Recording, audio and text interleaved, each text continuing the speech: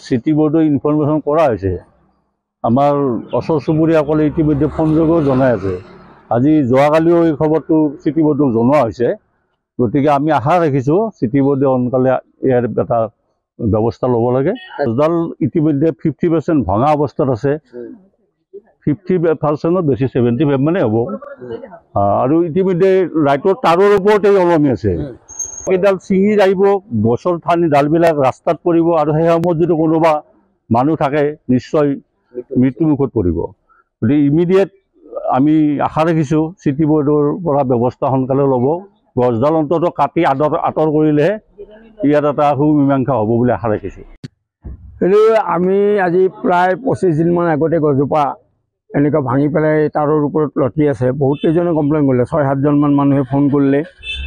Phone কৰি তেওঁলোক বোলে দুদিন আহিছিলে বোলে, দুদিন আহি বোলে তেওঁলোকে কৈছে গছজোপা কাটিব নোৱাৰোঁ, ফৰেষ্টৰ নাম লৈছে। এতিয়া কথা হ'ল ফৰেষ্টে হেৰি কৰক, যি নহওক আমি জনাত ইলেক্ট্ৰিচিটি বোৰ্ডৰ মানুহ লাগিবই। তেওঁলোকে আহি তেওঁলোকৰ লাইন কাটিব লাগিব, তাৰপিছত গছ কাটিব। কিন্তু তেওঁলোকে সেইবিলাক নকৰি কোনো গুৰুত্ব নাই, খবৰৰ পিছত খবৰ দি থকা হৈছে।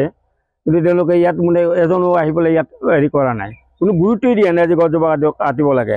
আৰু এই ৰাস্তাটো হ'ল বৰ ব্যস্ত ৰাস্তা। এই ৰাস্তাটোদি স্কুলৰ ল'ৰা ছোৱালী প্লাছ বহুত এই ৰাস্তাত পানী হ'লে গোটেই গাড়ী এইফালেদি অহা যোৱা কৰে। গতিকে ইমানবোৰ যাতায়াত হেৰি ৰাস্তা এটা যদি এই গছজোপা যদি পৰি যায়, এনে আজি 25 দিনমানৰ পৰা সেই ডাঙৰ বতাহ যিদিনা হৈছিলে সেইদিনাই ভাঙিছে।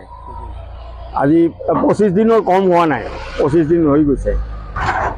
গতিকে এই অৱস্থাত তেওঁলোকক খোৱাৰ পিছতো তেওঁলোকে একো কৰা নাই। আৰু এনেকুৱা হৈছে ল'ৰা ছোৱালীয়ে সেই গছৰ ডালত ধৰিবও ভয় লাগে। কোনোবাটো বাচ্ছাই যদি গছৰ ডালত হাত দিয়ে ৰাতিওতো এটা হেৰি হ'ব, কাৰেণ্ট শ্বৰ্ট কৰিব।